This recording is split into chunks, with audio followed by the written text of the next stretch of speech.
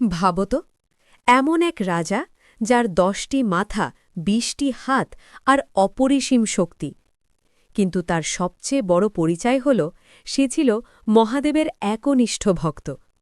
সে হল রাবণ, লঙ্কার পরাক্রমশালী রাজা, জ্ঞানী, বীর, কিন্তু একটু অহংকারীও। একদিন রাবণের মনে এক অদ্ভুত ইচ্ছা জাগল, আমি নিজেই কৈলাসে গিয়ে মহাদেবের দর্শন করব। এই ভাবনা নিয়েই সে রওনা দিল হিমালয়ের পথে। চারদিকে তুষার, ঝড়, কিন্তু তার সংকল্প অটল। অবশেষে সে পৌঁছাল কৈলাসে, যেখানে গভীর ধ্যানে মগ্ন ছিলেন ভগবান শিব। কিন্তু অপেক্ষা করতে তার মন চাইল না। হঠাৎই রাবণের মনে অহংকার জেগে উঠল, আমি এত শক্তিশালী, আমি কেন অপেক্ষা করব? এই ভাবনা থেকে সে পুরো কৈলাস পর্বতটাই তুলে নেবার চেষ্টা করল। পৃথিবী কেঁপে উঠল, দেবতারা ভয় পেয়ে গেল। শিব ধ্যান ভেঙে বুঝলেন এই বিশৃঙ্খলার কারণ রাবণ। তিনি কিছুই বললেন না, শুধু তার পায়ের একটি আঙুল দিয়ে কৈলাসকে নিচে চেপে ধরলেন। আর তখনই রাবণ পাহাড়ের নিচে আটকে গেল। তার শরীর চূর্ণ হতে লাগল, ব্যথায় সে চিৎকার করতে লাগল। তার সেই ভয়ঙ্কর গর্জন থেকেই তার নাম হল রাবণ। কিন্তু এখানেই গল্প শেষ নয়। ব্যথার মাঝেও রাবণ ভক্তি ছাড়ল না।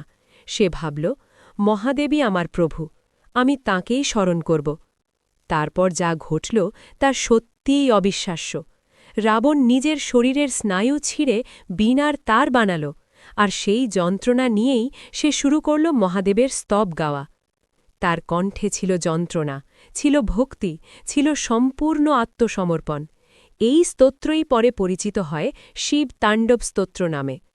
রাবণের এই ভক্তি শিবকে স্পর্শ করল। মহাদেব ধীরে ধীরে সন্তুষ্ট হলেন। তিনি কৈলাসের চাপ সরিয়ে দিলেন। রাবণ মুক্ত হল। সে উঠে দাঁড়িয়ে শিবের সামনে নতজানু হয়ে প্রণাম করল। শিব বললেন, রাবণ, তোমার ভক্তি আমাকে সন্তুষ্ট করেছে। তুমি শক্তিশালী, কিন্তু আজ তুমি প্রমাণ করলে ভক্তিই সবচেয়ে বড় শক্তি।